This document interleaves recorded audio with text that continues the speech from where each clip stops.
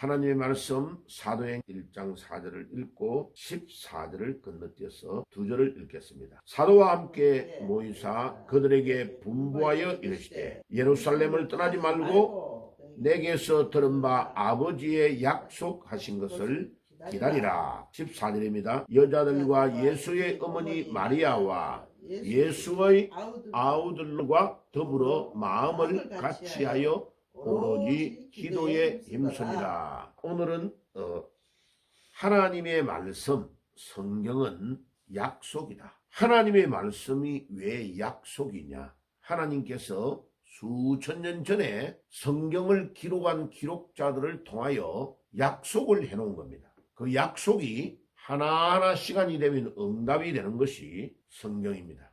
성경은 선포하고 과학은 증명할 따름이다 라는 유명한 말이 있습니다죠. 자, 저를 가르쳐줬던 우리 신사훈 박사님이 미국에서 박사학위 공부를 하고 프린스톤에서 신학교에서 강의를 하는데 독일에서 히틀러에게 추방을 당했던 아인슈타인이 같은 학교의 캠퍼스로 왔다는 소문을 들은 거죠. 그래가지고 이렇게 찾아가서 친구로 사귀었다고 합니다. 그래가지고 이렇게 시간이 있을 때마다 아인슈타인을 만나고 아인슈타인 집이 그 프린스톤 신학교 도서관에서 아주 가까워가지고 그 집에 가서 밥도 같이 먹고 대화를 했는데 제가 지난 봄에 작년에 거기를 지난 9월 달에 이 프린스톤 대학과 프린스톤 신학교를 이불로 아들하고 같이 갔습니다. 그 사진도 찍어 올려놓은 거 있습니다.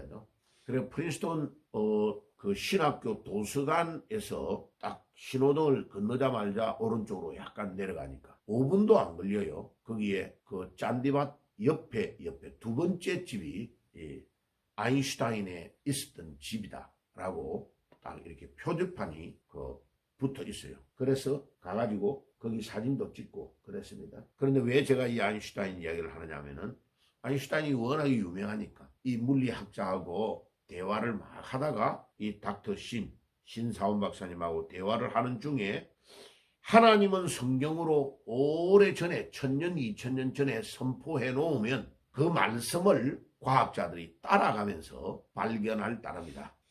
그러니까 아인슈타인이 자기가 막 엄청 위대한 것을 발견했다고 연구실에서 탁 무릎을 치고 야 나는 아주 중요한 것을 발견했다. 휘레카 헬라어로 그렇게 막 부르짖고 자기가 집에 와가지고 어떨 때 심심하면 성경을 읽어본다는 거예요. 그런데 성경을 읽어보면 성경에 이미 이렇게 될 것이다 라고 예언하고 선포를 해놨다는 거예요. 그러니까 자기가 위대한 게 아니고 성경이 너무나 놀라워서 그 선포한 성경을 과학자는 따라가면서 증명할 뿐이다. 성경은 선포하고 과학은 증명할 따름이다 라는 유명한 말을 강의 시간에 그 말을 다 하더라고요. 그래서 제가 그게 너무 중요하다 이래가지고 제가 메모를 해놨습니다. 그리고 메모를 해놓은 책이 노트가 한 권이 제가 따로 있어요. 명언록이다 이래가지고 제가 그 유명한 말을 꼭 잊어버리면 안 되니까 성경은 선포하고 과학은 증명할 따름이다. 하나님의 말씀은 언약, 약속입니다. 그 언약을 붙잡고 오늘도 우리가 기도하면 그 약속이 그대로 성취되는 줄 믿습니다.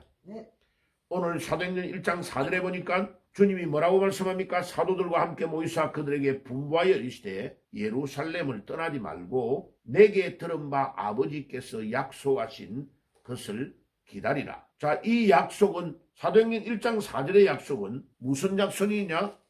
하나님께서 요엘을 통하여 구약 성경에 마지막 때에 일어날 일을 예언해 놓은 말씀이 있습니다. 그게 사도행전 2장 16절에 표시가 되어 있습니다. 이는 곧 선지자 요엘을 통하여 말씀하신 것이니 일러서되 하나님이 말씀하시기를 말세에 내가 내 영을 모든 육체에 부어주리니 너희의 자녀들은 예언할 것이요 너희의 젊은이들은 환상을 보고 너희의 늙은이들은 꿈을 꾸리라. 이렇게 예언해난 구절이 사도행전 2장 16절에서 인용되어 있는 구절이 있습니다. 그 구절이 바로 요엘서의 약속을 말합니다. 그래 요엘이 몇백 년 전에 태어나서 약속해난 그 언약의 말씀을 예수님께서 곧 요엘이 약속한 약속이 일어날 것이다. 그러니까 너희들은 예루살렘을 떠나지 말고 우리 아버지께서 약속해놓은 그 약속을 붙잡고 기도해라는 겁니다. 와, 아주 중요하지, 그죠? 그러니까 몇백 년 전에 약속되어졌던 요엘서의 약속이 곧 성취가 될 거니까 그 언약의 약속을 붙잡고 기도하라는 겁니다. 오늘도 우리가 성경 말씀을 읽다가 그 말씀을 붙잡고 기도하면 그대로 응답이 일어날 줄 믿습니다. 그래서 우리가 매일 하나님의 말씀을 읽고 기도해야 되는 겁니다. 그러니까 보세요. 그 말씀을 붙잡고 다른 사람들은 다 갔는데 약 120명의 사람들이 마가 요한의 다락방에 모여가지고 기도하기 시작합니다. 그때 14절에 사도행전 1장 14절에 여자들과 예수의 어머니 마리아와 예수의 아우들과 더불어 마음을 같이하여 오로지 기도에 힘쓰니라. 야, 이 오로지 기도에 힘쓴다는 말은 굉장히 중요한 헬라어 단어입니다.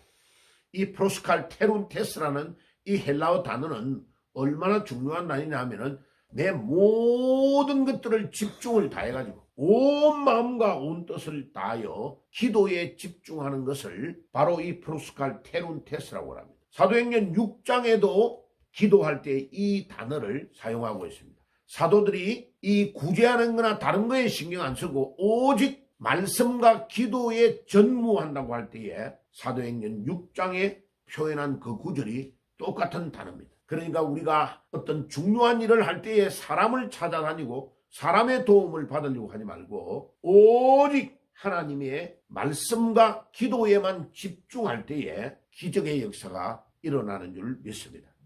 그러니까 사도행전 1장 4절에 우리 주님께서 언약의 말씀을 붙잡고 기도하라고 하는 그 말씀을 붙잡고 사도행전 1장 14절에 집중하여 기도하니까 사도행전 2장 1절에서 4절에 성령 충만의 역사의 기적이 일어난 겁니다. 자, 오늘 이 아침에도 여러분들 언약의 말씀이신 성경을 붙잡고 여러분들이 1장 14절에 집중하여 기도하였던 그 기도를 하면 오늘도 기적의 역사가 일어나는 줄 믿습니다. 자, 마지막으로 프로스칼테룬테스라는 이 헬라어 단어에 집중하여 기도하는 이 기도의 뜻이 뭐냐면 이런 뜻입니다. 밤에 잠자고 있는데 강도가 우리 집에 탁 들어간 거예요. 칼을 들고. 그런데 가장인 제가 딱 그거를 발견을 했어요.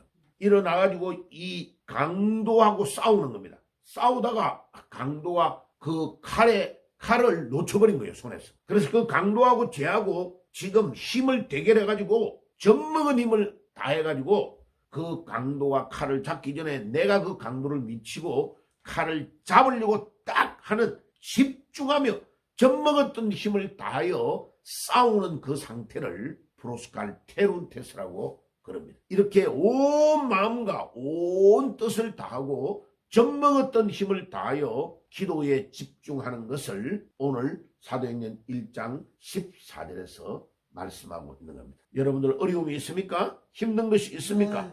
오늘도 그 간절한 마음, 사도행전 1장 14절의 이 간절한 마음으로 기도하면 주께서 기도에 응답해 주실 줄 믿습니다.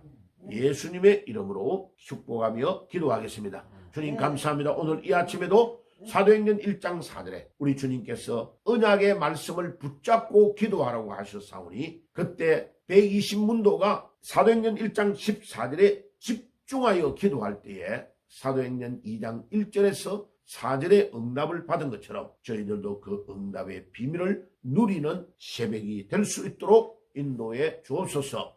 예수님의 이름으로 기도드리옵나이다. 아멘.